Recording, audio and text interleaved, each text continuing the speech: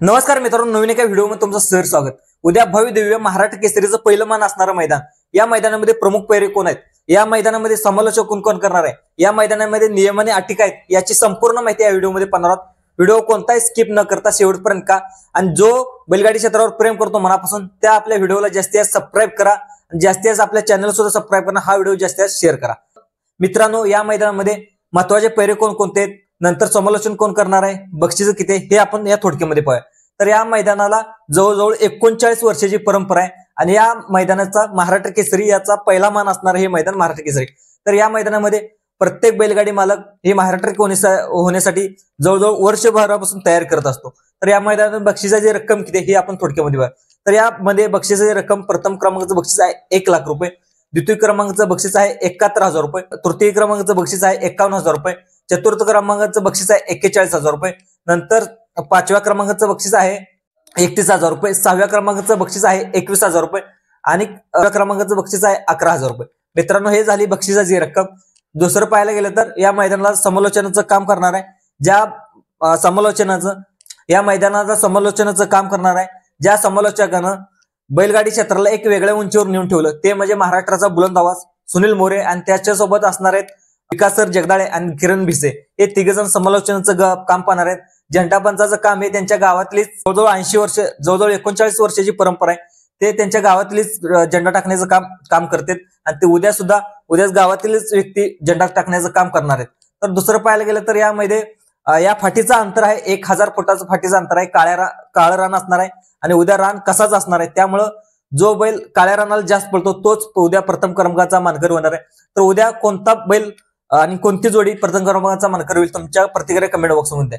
तर महत्वाचं या मैदानामध्ये लाईव्ह प्रक्षेपण असणार आहे P3 युट्यूब चॅनलवरती।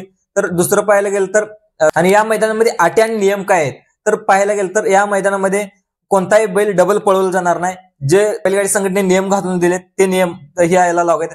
नंतर गाडी सामना उतरली, गटाला सामना उतरली सुद्धा डबल सोडली जाणार आहे, नंतर सेमीला सामना उतरली सुद्धा डबल सोडली जाणार आहे। तर वेळ भेटला तर ह्या गाड्या डबल सोडणार आहे, नाहीतर चिठ्ठी करणार असं आयोजकांनी सांगितले। तर दुसरं पाहायला गेलं तर या मैदानामध्ये बैलाला मारहाण केली आणि ती गाडी 1 नंबर उतरली, ती गाडी सुद्धा बाद करण्यात येणार आहे अशी माहिती सुद्धा आयोजकांनी सांगितली।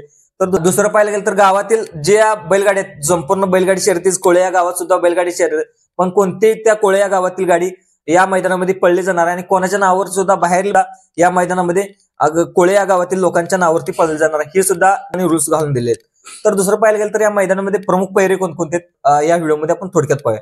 तर यामध्ये प्रमुख पैरा आहे ज्याला चटणी भाकरीचा पैलवान मानला जातो तो म्हणजे घरणीकरांचा राजा आणि त्याच्यासोबत असणार आहे मोरदरीकरांचा हरण्या। तर मित्रांनो, ही जोडी कशी पळते हे आपल्याला थोडक्यात पाहूया। राजान सुद्धा पाठीमागच्या मैदानामध्ये प्रथम क्रमांकाचे मानकर ठरलेत। ते जिथं अकलूज येथे मैदान झालं होतं त्या अकलूजच्या मैदानामध्ये घरणीचा राजा आणि निमगावचा सावकर ही गाडी प्रथम क्रमांकाची मानकर आहे आणि राजा सुद्धा चांगला फॉर्म आहे। आणि पाठीमाग काल मैदान झालं अजितदादा केसरी, त्या अजितदादा केसरीमध्ये मोरदरीकरांचा हरण्या सुद्धा प्रथम क्रमांकाचा मानकर ठरला आणि 2 लाखाचा मानकर ठरलेला आहे। मित्रांनो, ह्या दोन्ही बैलांसुद्धा खूप स्पीड आहे। आता उद्या हरण्या आणि राजा उद्या गुलाल तर राहील का, तुम्हाला काय वाटते तुमच्या प्रतिक्रिया कमेंट बॉक्समध्ये होती। तर दुसरं पाहायला गेलं तर दुसरी गाडी सर्जा बैलाचा पैरा सुद्धा जाणण्यासाठी अनेक लोकांचं उत्सुकता असते। तर या मैदानाला सर्जा आणि पिस्टन ही गाडी पळणार आहे। मित्रांनो, 100% ही गाडी पळणार आहे। तरी सर्जा आणि पिस्टन उद्या कशी पळेल तुमच्या प्रतिक्रिया कमेंट बॉक्सला। तर ज्यावेळेस ही बैली जोट्यात आले त्यावेळेस ही गाडी गुलाल सुद्धा राहिले आणि जवळजवळ 3 ते 4 मैदानामध्ये प्रथम क्रमांकाचे मानकर ठरले।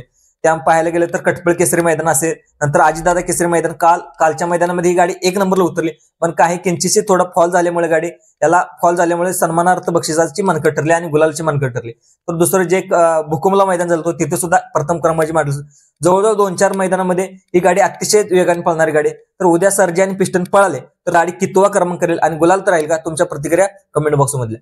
तर दुसरं पाहायला गेलं तर बिनजोडचा बादशाह मथुर, तर रणवीर राहुलभाई पाटील यांचा मथुर, नंतर या मथुर बैल सुद्धा उद्या 100% या मैदानावरती येणार आहे।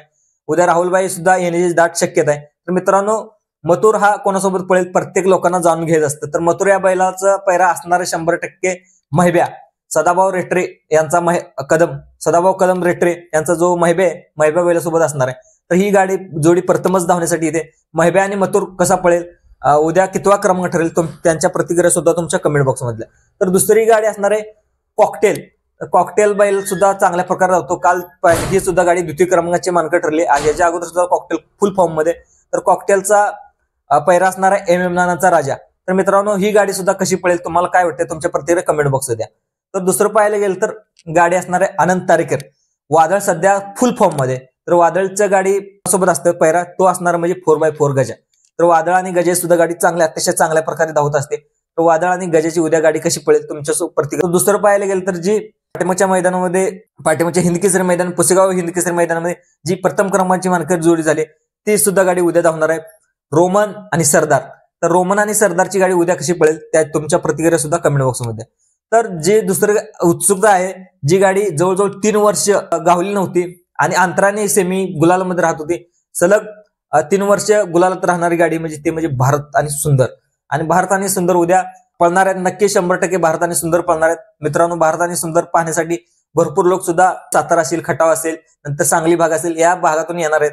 तर भारत सुंदर जोडी पळेल तर उद्या गुलालत राहील का नक्की. भारतला सुद्धा आता चांगला कमबॅक केलेला आहे आणि सुंदरनं सुद्धा चांगलं जे कराडला मैदान झालं होतं कराडच्या मैदानामध्ये सुंदर आणि घरणीकरांचा राजाने ही प्रथम क्रमांकाची मानकरी ठरली होती. उद्या सुंदर आणि भारत ही जोडी कशी पळेल सर्वांच्या मनातील जोडी पळणार आहे. मित्रांनो ही जोडी कशी पळेल ही तुमच्या प्रतिक्रिया कमेंट बॉक्स द्या. तर सर्वात सगळ्यात जास्त पैरा जाणून घ्यायचा असतो तो म्हणजे आपला सर्वांचा लाडका दशम हिंद केसरी बकासूर. तर बकासूर बैलाचा पैरा असणार आहे तो असणार आहे म्हणजे शेवाळे आबांचा पाखऱ्या. तर मित्रांनो पाखऱ्या आणि बकासूरची गाडी कशी पळेल तुमच्या काय प्रतिक्रिया आहेत तुमच्या. आता पाखऱ्या आणि बकासूर अनेकदा एकत्र आले ही सुद्धा कायम गाडी गुलालत राहिलेली. तर मित्रांनो पाखऱ्या आणि बकासूर ही गाडी सुद्धा आणि बकासूर काल जे अजितदादा केसरी मैदान झालं होतं त्या अजितदादा केसरी मध्ये सुद्धा गट चांगल्या अंतराने काढला होता. जो म्हणजे पृथ्वीराज दादा जो बैजा बैल आहे त्या बैजा बैलासोबत धावला होता. तर मित्रांनो बैजा आणि ही गाडी सुद्धा काल चांगल्या प्रकारे लावते पण किंचितशी थोडी गाडी फॉल झाल्यामुळे ही गाडी गुलालत राहू शकली नाही.